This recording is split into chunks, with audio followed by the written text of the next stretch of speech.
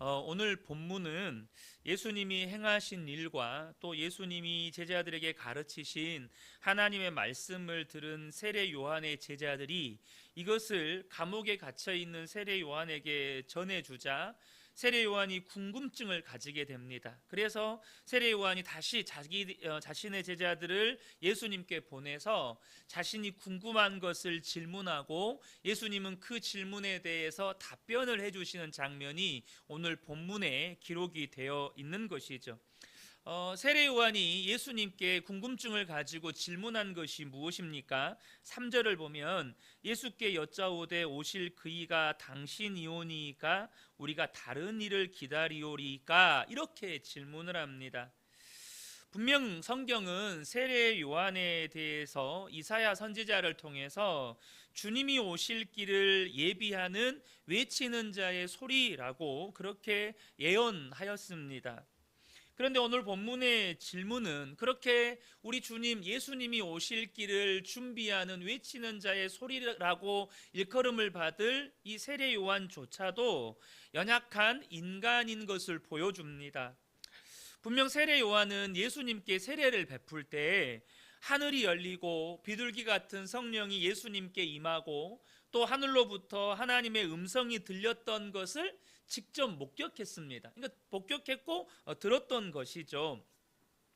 그럼에도 불구하고 자신의 제자들을 통해서 예수님이 하신 일과 또 예수님이 가르치신 말씀을 이렇게 전해 들었을 때 이 마음 가운데 의심이 드는 거예요. 궁금증이 생기는 거예요.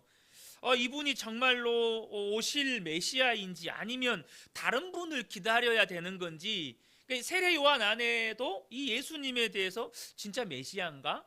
다른 분이 오실 건가? 이런 궁금증이 생겼다는 거예요. 그가 그런 의심과 갈등을 하게 된 데는 나름의 이유가 있습니다.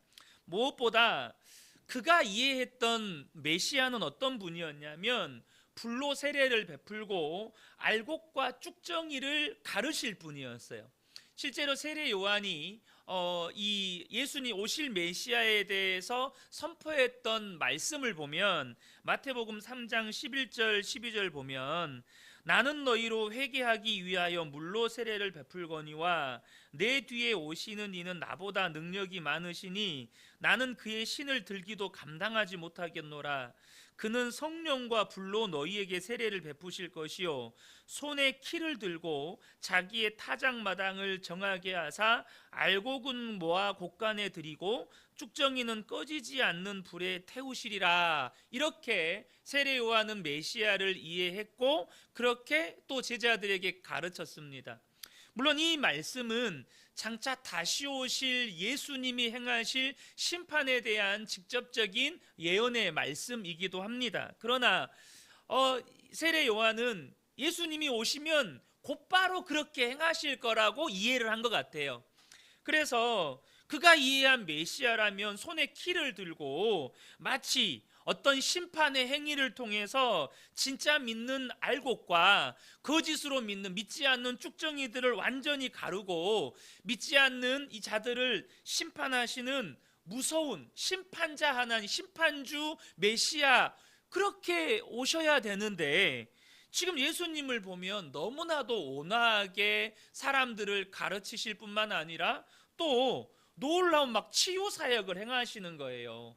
앉은병이를 고치고 눈먼 자를 눈뜨게 하고 나병을 고치고 심지어 막 죽은 자까지도 살리시는, 그러니까 분명히 알곡은 곳간 안에 모아들이시고 쭉정이는 심판하시는 막 이런 일을 행하시지 않고 정말로 하나님 말씀 가르치시고 고치시는 이 사역을 하면서 세례 요한이 헷갈린 거예요. 진짜 오실 메시아가 맞나? 아니면 다른 분이 심판하실 메시아가 또 따로 오시나? 막 이렇게 헷갈린 거죠.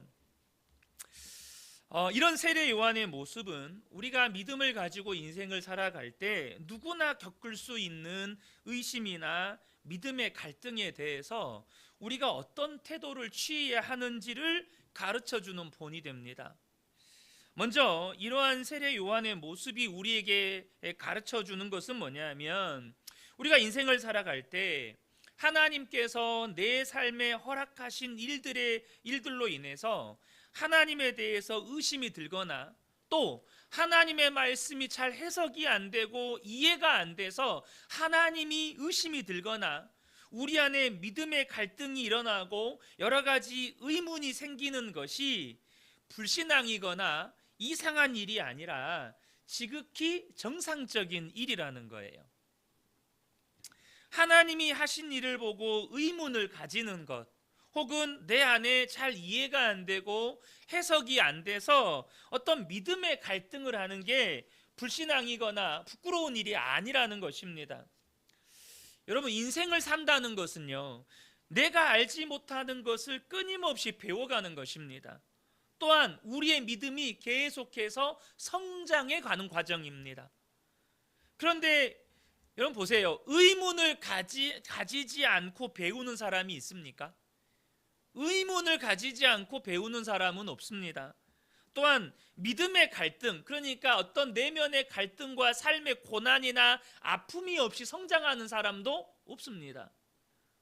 그러면 여러분, 의문이 생겼다는 건, 심지어 그것이 의문이 아니라 의심이 생겼다는 건 성장의 기회가 생겼다는 거예요.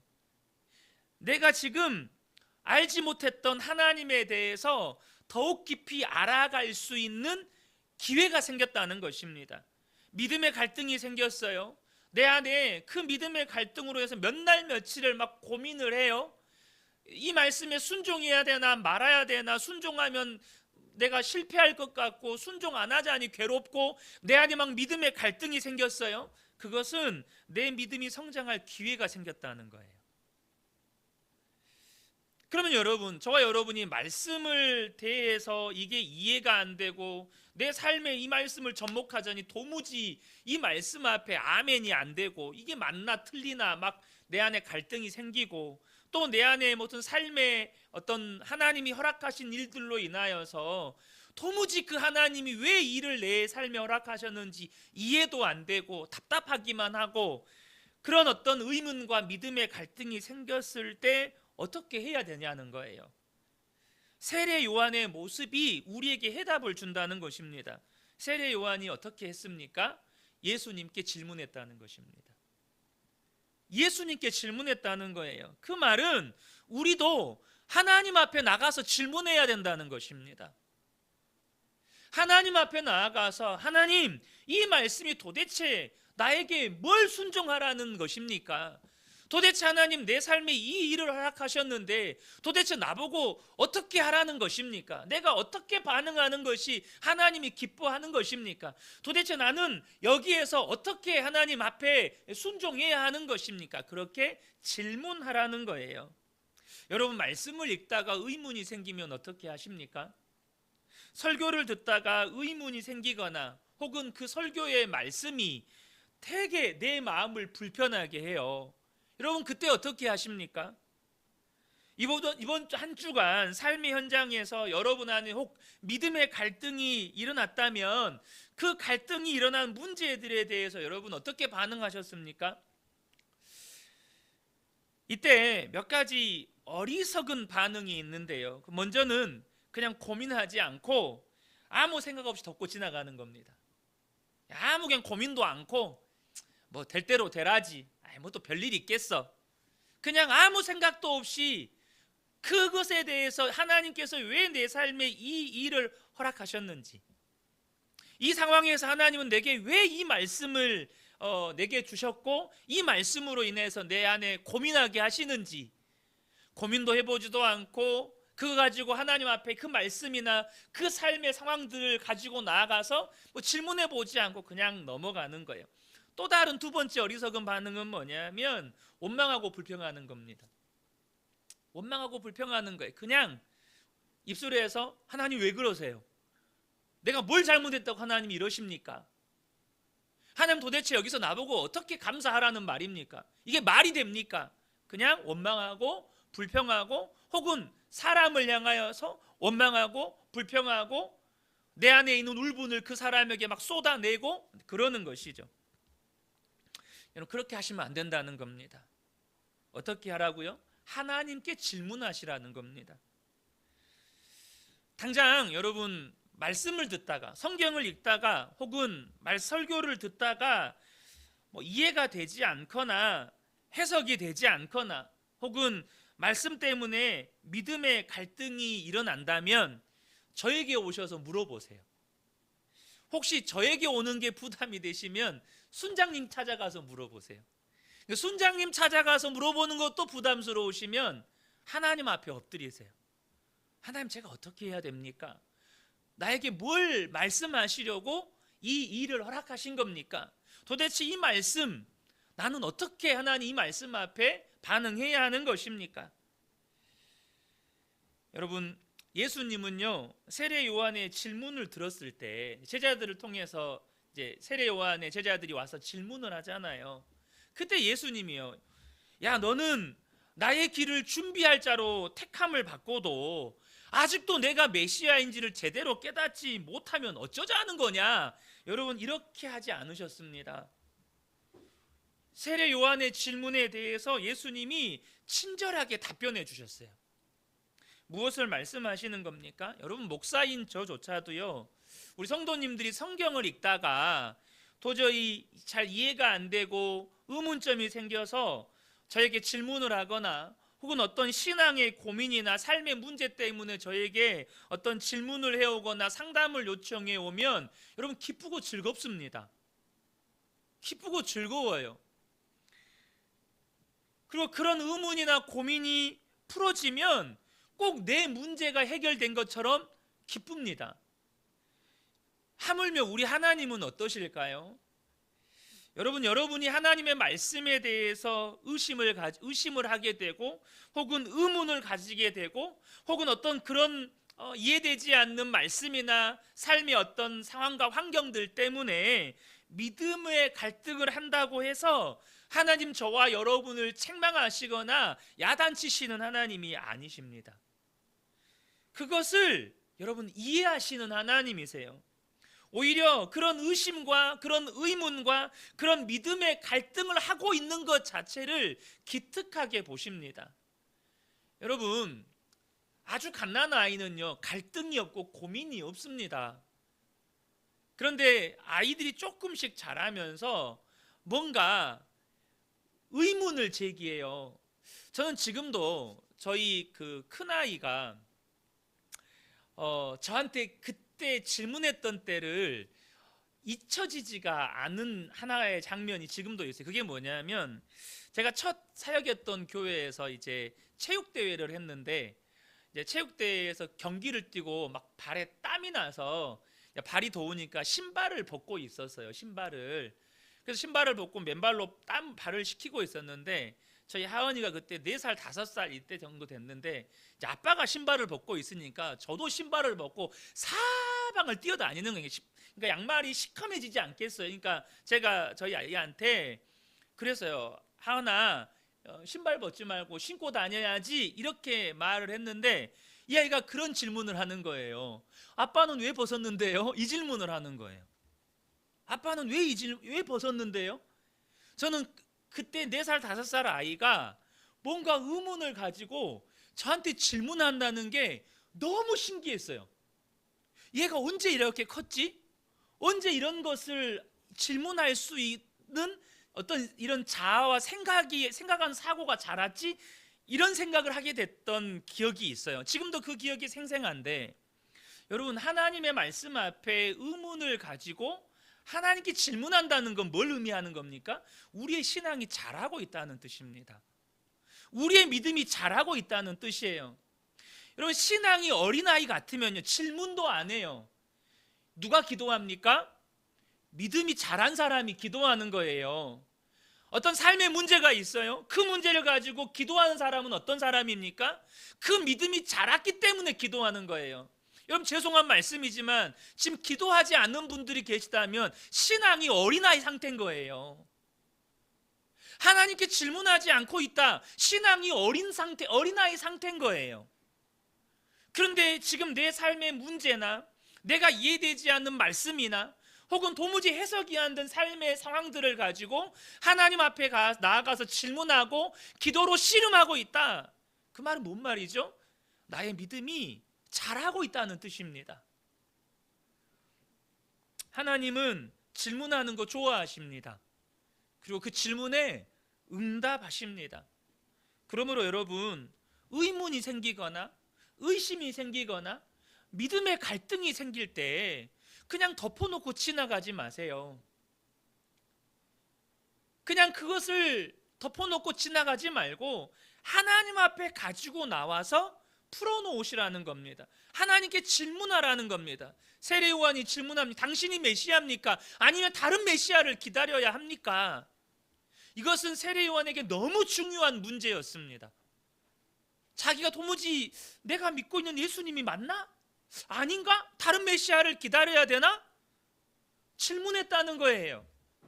여러분, 여러분의 삶의 의문점들을 가지고 하나님 앞에 나와서 질문하십시오. 기도로 질문하시고 말씀을 펴서 읽으시고 하나님 내게 뭐라고 응답하시는가 들으시라는 겁니다.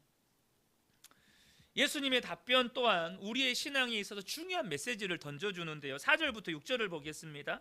예수께서 대답하여 이르시되 너희가 가서 듣고 보는 것을 요한에게 알리되 맹인이 보며 못 걷는 사람이 걸으며 나병 환자가 깨끗함을 받으며 못 듣는 자가 들으며 죽은 자가 살아나며 가난한 자에게 복음이 전파된다 하라. 누구든지 나로 말미암아 실족하지 아니하는 자는 복이 있도다 하시니라. 먼저 예수님의 대답은 뭐냐 하면 구약, 특별히 이사야 선지자의 말씀에 기록된 이 메시아에 관한 예언의 말씀을 인용하여서 자신이 구약에 예언된 메시아라는 사실을 세례 요한에게 알려줍니다. 그런데 제가 여기서 좀 더 깊이 나누고 싶은 말씀은 6절의 말씀입니다. 예수님께서 자신이 구약에 예언된 메시아라고 말씀하시면서 뭐라고 말씀하시냐면 누구든지 나를 인하여 실족하지 않는 자는 복이 있도다 라고 말씀하십니다. 여러분, 이 말씀이 무슨 말씀일까요? 쉽게 말하면 나 때문에 시험에 들지 않는 자가 복이 있다, 이 말씀하셨어요. 예수님 때문에 시험에 안 드는 사람이 복이 있다는 거예요. 그럼 이 말은 예수님 때문에 시험에 든 자들이 있었다는 뜻이겠죠. 당시에 예수님으로 인해서 시험에 들어서 믿음에서 떠난 자들이 있었다는 겁니다. 이 배경을 살펴보면 예수님은요, 왜 메시아이십니까? 구약에서 구약 성경에 예언된 그 모든 말씀을 충족시킨 당사자이기 때문입니다. 구약에 기록된 예수님에 관련된 오실 메시아에 관련된 모든 예언의 말씀이 예수님 한 분으로 말미암아 다 성취되었습니다. 그래서 예수님은 메시아이신 것입니다. 그래서 예수님은 그리스도이시고 하나님의 아들이신 거예요. 그럼에도 불구하고 예수님이 구약에 예언된 모든 말씀을 다 성취했음에도 불구하고 모든 사람이 예수님을 메시아로 받아들인 것은 아닙니다. 예수님을 메시아로 받아들인 사람들은 본문에 보면 본문의 6절에 아니라 5절에 보면 가난한 자들에게 복음이 전파된다 하라 이렇게 말씀하고 계시죠. 여기서 말하는 이 가난한 자는 직접적으로는 이사야 61장 1절의 말씀을 인용해서 하신 말씀이에요. 근데 여기서 말하는 가난한 자들은 누구일까요? 실제로 돈이 없어서 가난한 자들일까요? 그 말이 아닙니다. 여기서 말하는 가난한 자들은 누구냐면 성경의 예언을 충족시킨 예수님을 메시아 곧 그리스도로 받아들이고 따르는 제자들을 말하는 거예요. 가난한 자들에게 뭐가 어떻게 됐어요? 복음이 전파됐어요. 그러니까 그들은 구약에 예언된 모든 말씀을 성취시킨 예수님이 전한 그대로 메시아로 그리스도로 영접했다는 거예요. 그러면 그렇게 예수님을 영접한 가난한 자들 제자들이 있었는데 반대로 예수님으로 말미암아 실족한 자들이 있었어요. 도대체 그들은 왜 예수님으로 말미암아 실족했을까요? 분명히 예수님은 성경의 예언을 다 충족시켰지만 자신들의 기대는 충족시켜주지 않았기 때문입니다. 그들이 왜 예수님을 메시아이신 것을 거부하고 예수님이 하나님의 아들이신 것을 거부했냐? 성경의 예언은 다 충족시켰는데 자신들의 기대는 충족시켜주지 않은 거예요. 그래서 그들은 예수님을 거부했습니다. 그들은 가룟 유다를 대표로 하는 많은 유대인들이에요. 그들에게는 메시아에 대한 기대가 있었습니다. 그러니까 그들이 기대하는 메시아는 성경의 예언도 충족시켜야 돼요. 그런데 사실 여러분, 예수님이 태어났을 때 동방 박사들이 찾아와서 헤롯 왕에게 알리잖아요. 근데 당시 이 왕궁에 거하는 고관들조차도 예수님에 대한 예언을 알았어요, 몰랐어요? 몰랐어요. 나중에 성경을 찾아보고 유대 땅 베들레헴에서 태어난다고 이렇게 나중에 성경을 찾아보고 알아요. 그러니까 당시 너무나도 많은 유대인들조차도 메시아에 대한 예언에 대해서 사실 무지했어요. 정말 무지했어요. 어찌됐든 예수님은 성경에 예언된 말씀도 충족시켜야 하지만 이 가룟 유다와 같이 자신들의 기대도 충족시켜야 돼요. 근데 가룟 유다가 가진 기대는 어떤 기대였습니까? 바로 유대 민족을 정치적으로 구원해야 한다고 믿었어요. 그들에게 메시아가 되려면 이 로마의 압제와 로마의 식민 통치로부터 자기들을 구원해내야 된다고, 정치적으로 해방시켜야 된다고 그들은 믿었어요. 그런데 예수님은 그들의 기대를 충족시켜주지 않았습니다. 심지어 베드로조차 예수님에 대한 기대가 있었습니다. 그게 뭐였냐면 예수님께서 이제 십자가 지실 때가 가까이 오니까 제자들에게 자신이 십자가 지실 것과 3일 만에 부활하실 것을 가르치십니다. 그때 베드로가 어떻게 합니까? 마태복음 16장 22절을 보면 베드로가 예수를 붙들고 항변하여 이르되 주여 그리 마옵소서, 이 일이 결코 주께 미치지 아니하리이다. 가룟 유다와는 달랐지만 베드로가 기대하는 메시아는 절대 십자가에 죽으면 안 돼요. 베드로가 기대하는 그리스도는 십자가에서 죽으시면 안 되는 거예요. 그러나 예수님은 사람들의 기대를 충족시키지 않으셨습니다. 이때 자신들이 기대하는 메시아를 포기하고 성경의 예언을 충족시킨 예수님을 따르는 사람들이 제자가 되는 거예요. 반대로 이때 자신들의 기대를 충족시켜주지 않으니까 예수님을 거부하고 예수님을 배신하고 예수님을 팔아넘기고 예수님을 십자가에 못 박은 자들, 그들이 바로 예수님으로 인하여서 실족한 자들이라는 거예요. 이런 배경에서 나로 인하여서 실족하지 않은 자가 복이 있다라고 말씀하시는 것입니다. 여러분은 어떻습니까? 성경이 말씀하신 그대로의 예수님을 인정하고 받아들이고 따라가는 제자입니까? 아니면 예수님이 내 기대를 충족시켜주지 않았다고, 내가 원하는 것을 이루어주지 않았다고, 내 기도에 응답해주지 않았다고, 내 소원을 들어주지 않았다고 시험에 드는 실족하는 분들이십니까? 안타까운 현실이지만 현대 교회 안에 예수님으로 인하여 실족한 분들 많습니다. 예수님으로 인하여 실족한 분들이 많아요. 왜요? 예수님이 내가 원하는 것을 이루어주지 않으니까. 예수님이 내 기대를 충족시켜주지 않으니까. 예수님이 내가 바라고 소망하는 것을 들어주시지 않으니까 낙심하고 좌절하고 예수님을 떠나는 분들이 많습니다. 아니, 미리서부터 예수님을 제대로 믿기라도 하면 나를 선교사로 부를 것 같고 순교하라고 하실 것 같고 가진 재산 다 바쳐서 그 부자 청년에게 하신 것처럼 재산 다 팔아서 가난한 자들에게 나눠주라고 할 것 같아서 적당하게 거리 두고 신앙생활하는 분들도 많습니다. 예수님은 적당히 믿어야 된다는 거예요. 저 어려서부터 그런 이야기 많이 듣고 자랐습니다. 예수님은 적당히 믿으라고. 여러분, 적당히 믿어서 여러분 믿음 지킬 수 있겠던가요? 적당히 믿어서 믿음이 지켜지던가요?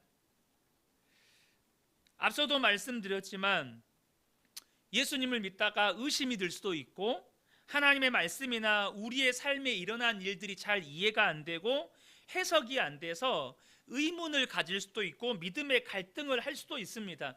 이것은 지극히 정상적인 신앙 성장의 과정입니다.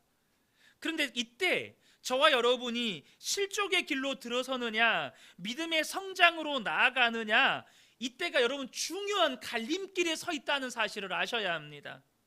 이때 저와 여러분이 믿음이 성장하는 방향으로 나아가려면 예수를 믿는 것이 무엇인지를 정확하게 아셔야 합니다. 이제는 예수를 믿는 것이 무엇인지를 분명히 아셔야 합니다. 여러분, 예수를 믿는 것이 도대체 뭡니까? 자주 드리는 말씀이지만 죄의 종로로 타고 마귀의 종로로 타던 나의 옛사람은 예수님과 함께 십자가에서 죽었고 이제는 오직 내 안에 예수님이 사시는 것, 여러분, 그것이 예수 믿는 것입니다. 이제는 내 안에 내가 없고 오직 내 안에는 예수님만 사시는 거예요. 그래서 예수님이 원하시는 대로, 주님이 이끄시는 대로 살아가는 것이 예수 믿는 것입니다. 여러분, 여기에는 사역자와 평신도의 구분이 없습니다. 목사인 저와 우리 성도님들의 구분이 없어요. 목사인 저는 나는 죽고 예수로 살고, 우리 성도님은 조금 덜 죽고 조금 덜 예수로 살고, 이렇게 예수 믿는 겁니까? 여러분, 여기에는 구분이 없습니다. 그래서 예수님께서 제자들에게 이렇게 말씀하셨어요. 마태복음 16장 24절에 이에 예수께서 제자들에게 이르시되 누구든지 나를 따라오려거든 자기를 부인하고 자기 십자가를 지고 나를 따를 것이니라. 그런데 여러분, 방금 이 말씀 제가 자주 인용하는 말씀인데 이 말씀을 언제 하셨을까요? 이 말씀이 언제 하신 거냐면 예수님께서 제자들에게 이제 십자가에서 죽으시고 3일 만에 부활하실 것을 가르치셨을 때 베드로가 예수님을 항변합니다. 여기서 항변했다는 이 헬라어 원문은 뭐냐면 예수님을 강하게 꾸짖었다는 말이에요. 예수님을 엄청나게 강하게 꾸짖었다는 말이에요. 예수님을 꾸짖으면서 절대 그리하시면 안 됩니다라고 예수님을 뜯어 말렸을 때에 그때 예수님이 베드로에게 뭐라고 하셨습니까? 사탄아 물러가라, 너는 나를 넘어지게 하는 자로다 라고 말씀하시고 다음에 이 말씀하신 거예요. 누구든지 나를 따라오려거든 자기를 부인하고 자기 십자가를 지고 나를 따를 것이니라. 야, 네가 원하는 예수를 믿지 말고 너가 믿는 예수는 부인하고, 네가 원하는 예수는 부인하고, 네가 기대하는 예수는 부인하라는 거예요. 네가 원하는 예수님 부인하라는 거예요.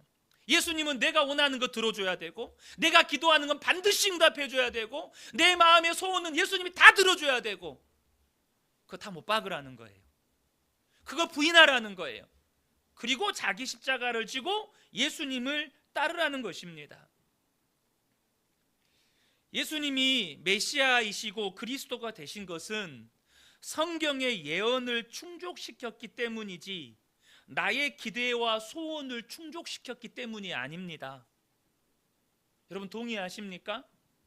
예수님이 왜 메시아이시고 예수님이 왜 그리스도가 되십니까? 구약에서 말씀하신 그 모든 메시아에 대한 약속의 말씀을 예수님이 성취하셨기 때문입니다. 내 기대와 소원을 충족시켜 주시기 때문이 아니라는 거예요. 여러분, 내가 원하는 것을 들어주지 않으면 그분은 나의 주님이 아닌 것이 되는 겁니까? 그런데 그렇게 예수님을 믿는 분들이 많습니다. 그리고 그렇게 예수를 믿으면 한 사람도 예외 없이 예수님 때문에 실족합니다. 근데 엄밀하게 말하면 예수님 때문에 실족한 게 아니에요. 나 때문에 실족한 겁니다. 내가 원하는 것이 포기가 되지 않고 내가 요구한 내 마음의 욕심이 포기가 되지 않고 내가 여전히 내 속에 있는 내 생각과 내 계획이 포기가 되지 않으니까 그것이 자꾸 예수님의 뜻과 예수님이 인도하시는 길과 충돌이 일어나니까 여러분, 결국 실족하는 건 예수님 때문이 아니고 여전히 나 때문에 여러분 실족하게 되는 것입니다. 사랑하는 성도 여러분, 저와 여러분이 꼭 기억하셔야 합니다. 예수 믿는 건 우리의 옛사람은 십자가에 못 박는 것입니다. 이미 못 박힌 겁니다. 내 속에는 내가 없습니다. 내 안에는 오직 예수님만 계십니다. 여러분, 그것이 예수님 믿는 겁니다. 세례요한의 제자들을 보내신 후에 예수님이 제자들에게 이런 말씀을 하시는데 이 말씀이 또한 우리에게 중요한 신앙의 도전과 교훈을 줍니다. 12절부터 15절인데요. 세례 요한의 때부터 지금까지 천국은 침노를 당하나니 침노하는 자는 빼앗느니라. 모든 선지자와 율법이 예언한 것은 요한까지니 만일 너희가 즐겨 받을진대 오리라 한 엘리야가 곧 이 사람이니라. 귀 있는 자든 들을지어다. 여기서 다시 한번 제가 집중해서 나누기를 원하는 말씀은 천국은 침노를 당하노니 침노하는 자는 빼앗느니라 라는 이 말씀입니다. 세례 요한의 제자들을 다 보내고 나서 이제 남아있는 제자들에게 예수님이 말씀하셨던 부분 중에 일부인데, 천국은 침노를 당하고 침노하는 자는 빼앗는다. 이게 무슨 말일까요? 이 침노를 당한다는 헬라어는 분명히 그 형태는 수동태지만 능동의 의미를 가지고 있습니다. 그래서 이 말씀을 NIV 성경 번역을 보면 천국은 힘있게 전진해 가고 있으며 힘센 자들이 그것을 차지한다, 이렇게 번역을 하고 있습니다. 그러니까 천국은 힘있게 확장되고 있다는 거예요. 그리고 그 천국을 누가 차지하느냐? 힘센 자들이 차지한다는 거예요. 다시 말하면 힘쓰고 애쓰는 자들이 확장되어져 가는 이 천국을 차지한다는 거예요. 예수님께서 공생의 사역을 시작하면서 처음으로 선포했던 메시지가 회개하라, 천국이 가까이 왔느니라, 이 말씀이었습니다. 여러분, 이 말은 만왕의 왕이신 예수님께서 인간의 몸을 입고 이 땅에 오심으로 인하여서 영원한 하나님의 나라가 이 땅에 도래했다는 뜻입니다. 그 만왕의 왕이신 예수님의 통치가 이 땅 가운데 임함으로 말미암아 이 땅에도 하나님의 나라가 임했다는 거예요. 그래서 예수님께서 이 땅에 오신 이후로 이 땅은 계속해서 하나님의 나라가 확장되어져 가고 있습니다. 계속해서 예수를 믿어 구원받은 하나님의 자녀들이 여러분 확장되고 있다는 거예요. 그리고 그 하나님의 나라를 차지하는 자들은 어떤 자들입니까? 그 확장되어가는 하나님의 나라를 대적하거나 방관하거나 소극적인 태도를 취하는 자들에게 주어지는 것이 아니고 적극적으로 그 하나님 나라에 속하기를 갈망하고 힘쓰고 애써서 그 하나님의 나라를 취하는 자들의 것이라는 겁니다. 여러분, 이 말씀이 우리가 예수를 믿고 신앙생활을 해감에 있어서 매우 중요한 영적인 원리를 우리에게 말씀해 주고 있는 거예요. 많은 분들이 하나님에 대해서 오해하시는 것이 공평하신 하나님을 평등하게 대우하시는 하나님이라고 생각하는 것입니다. 이게 무슨 말이냐면, 하나님 분명 공평하신 하나님이에요. 그래서 공평하신 하나님은 모든 사람에게 은혜 받을 기회를 주십니다. 모든 사람에게 동등하게 은혜 받을 기회를 주세요. 그래서 악인에게도 똑같이 햇빛과 비를 주십니다. 마태복음 5장 45절을 보면 이같이 한즉 하늘에 계신 너희 아버지의 아들이 되리니 이는 하나님이 그 해를 악인과 선인에게 비추시며 비를 의로운 자와 불의한 자에게 내려 주심이라. 모든 사람에게 은혜 받을 기회를 주세요. 그래서 하나님은 모든 성도들에게 은혜 받을 기회를 주시고 복 받을 기회를 주십니다. 그러나 모든 성도들에게 동일한 은혜와 복을 주시지는 않습니다. 있는 자에게는 더 주시고 없는 자에게는 있는 것마저도 빼앗으십니다. 그러면 있다는 건 뭐가 있다는 말이고 없다는 건 뭐가 없다는 말일까요? 뭐가 있으면 더 주시고 뭐가 없으면 있는 것마저도 빼앗는다는 말일까요? 마태복음 25장 29절 보면 무릇 있는 자는 받아 풍족하게 되고 없는 자는 그 있는 것까지 빼앗기리라, 이렇게 말씀하시거든요. 그럼 이 말씀을 하신 배경이 있을 거 아니에요. 이 말씀이 뭐냐면 달란트 비유에서 예수님이 하신 말씀입니다. 여러분, 5달란트와 2달란트 맡은 자에게는 무엇이 있었고 1달란트 맡은 자에게는 뭐가 없었을까요? 말씀을 보겠습니다. 마태복음 25장 20절 21절 보면 5달란트 받았던 자는 5달란트를 더 가지고 와서 이르되 주인이여 내게 5달란트를 주셨는데 보소서 내가 또 5달란트를 남겼나이다. 주인이 이르되 잘하였도다 착하고 충성된 종아 내가 적은 일에 충성하였음에 내가 많은 것을 내게 맡기리니 내 주인의 즐거움에 참여할지어다 하고 2달란트 맡은 자에게도 똑같은 이야기를 하시는데요. 여러분, 이 5달란트, 2달란트 맡은 자에게는 뭐가 있었냐? 그들은요 자기가 몇 달란트를 맡았느냐에 집중하지 않았어요. 내가 5달란트를 맡았고 2달란트를 맡았고 집중하지 않고 하나님께서 달란트를 맡겨주신 것에 감사했고 그 맡겨주신 것에 감사해서 충성했습니다. 반대로 1달란트 맡은 자는 어떠했냐면 마태복음 25장 24절 26절 보면 1달란트 받았던 자는 와서 이르되 주인이여 당신은 굳은 사람이라 심지 않은 데서 거두고 해치지 않은 데서 모으는 줄을 내가 알았으므로 두려워하여 나가서 당신의 달란트를 땅에 감추어 두었었나이다. 보소서 당신의 것을 가지셨나이다. 여기 보면 심지 않은 데서 거두고 해치지 않는다 말, 뿌리지 않는 데서 모으는 줄을 알았다. 이 말이 무슨 뜻이냐면 도대체 이 1달란트 가지고 1달란트밖에 안 되는데 이거를 누구 코에 갖다 붙이란 말이냐 이 뜻이에요. 고작 1달란트 맡겨놓고는 도대체 이걸 가지고 뭘 어떻게 하란 말인가. 이분은 정말로 심지 않고 뿌리지 않는 데서 거두는 나쁜 주인이구나. 이 1달란트, 고작 이 1달란트? 이 1달란트 가지고 뭐 하라고? 그는 1달란트에 집중했다는 거예요. 그러니까 달라요. 5달란트, 2달란트 맡은 자와 1달란트 맡은 자가 완전히 달라요. 5달란트, 2달란트 맡은 자는 맡겨주심에 감사했고 1달란트 맡은 자는 고작 1달란트? 이거였다는 거예요. 그에는 맡겨주심에 감사가 없었어요. 오히려 작다고 불평했고 맡은 것에 충성하지 않았다는 것입니다.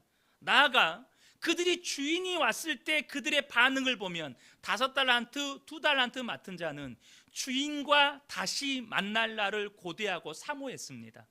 반면 이 1달란트 맡은 자는 주인을 다시 만날 날, 우리 주님 다시 오실 날을, 그날에 대해서 사모하고 갈망하고 소망하는 마음이 없어요. 하나님 나라를 사모하는 마음이 없다는 겁니다. 5달란트, 2달란트 맡은 자는 다시 오실 주님을 만날 그날을 사모하고 고대해요. 하나님 나라를 사모하고 고대한다는 겁니다. 뭐가 있고 뭐가 없는지 아시겠습니까?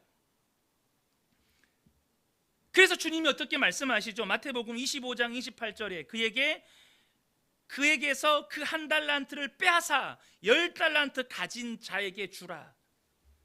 맡겨주신 것에 감사하고 충성하면서 주님 다시 만나게 될 그날 영원한 하나님 나라를 사모하는 자가 더 풍족하게 된다는 거예요. 여러분, 이 원리가 저와 여러분의 믿음의 삶 가운데, 신앙생활 가운데 그대로 적용된다는 걸 아셔야 합니다. 여러분, 은혜와 축복은 절대 평등하게 누리는 게 아닙니다. 모두가 똑같이 누리는 게 절대 아니에요. 여러분, 은혜와 축복은요 빈익빈 부익부라는 걸 아셔야 됩니다. 은혜 받은 사람이 더 받습니다. 은혜가 없는 사람은 있는 것조차 빼앗깁니다. 이거 아셔야 합니다. 저는 이 말씀을 전하면서 제 마음이 너무너무 애가 끓습니다.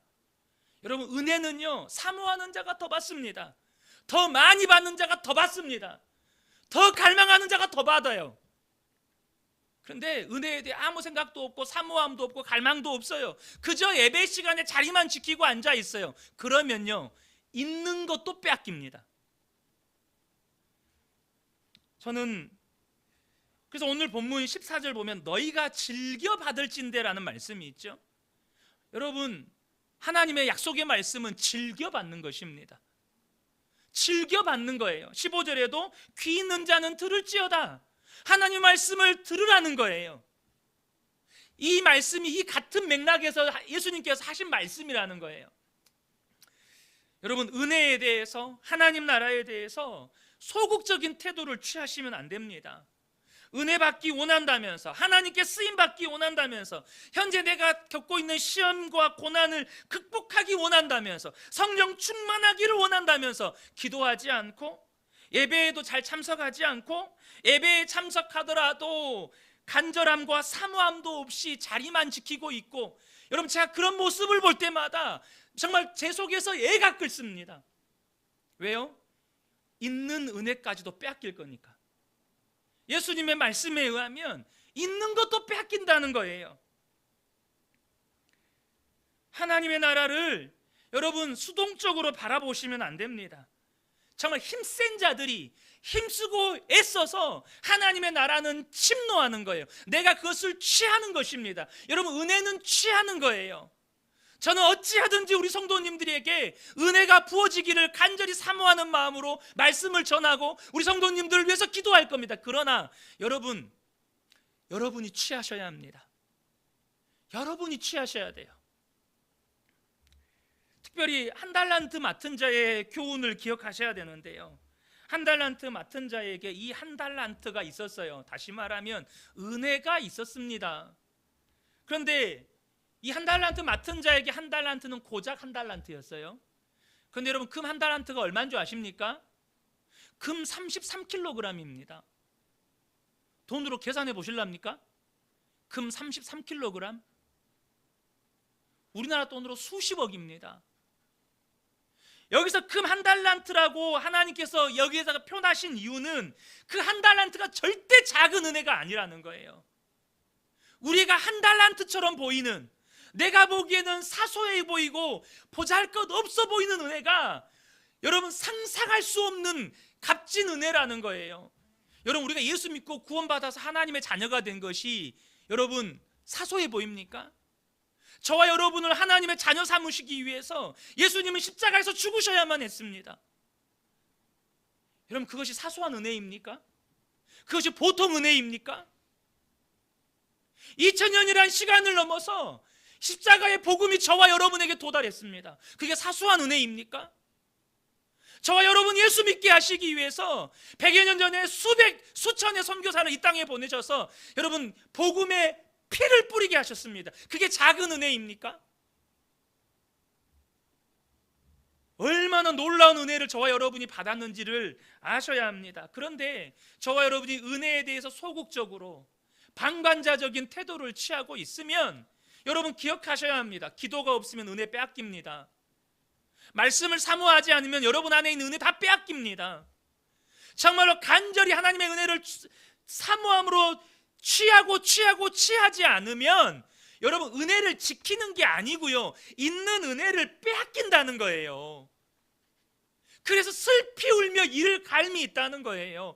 얼마나 두렵습니까? 지금 내게 있는 은혜를 다 빼앗긴다는 겁니다.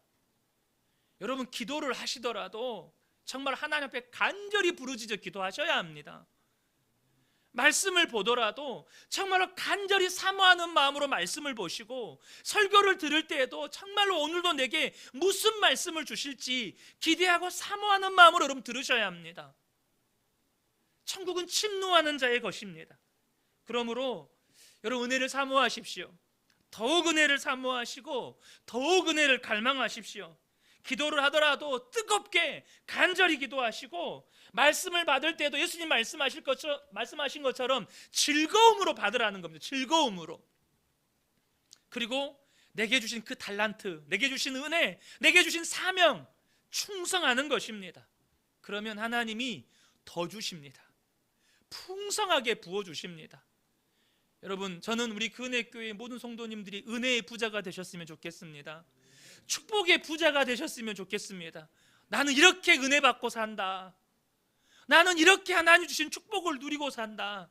나 정말 이런 표현, 좋아 죽겠다. 은혜 받아서 너무너무 좋아 죽겠다. 여러분 그러셔야 돼요. 이게 하나님이 정말 바라시는 거예요. 온통 내 삶은 하나님의 은혜뿐이다. 얼마나 놀랍습니까? 이 밤에 함께 예배한 우리 모든 성도님들에게 정말로 은혜의 부자가 되시는 놀라운 축복이 함께 하시길 예수님의 이름으로 축복합니다. 아멘.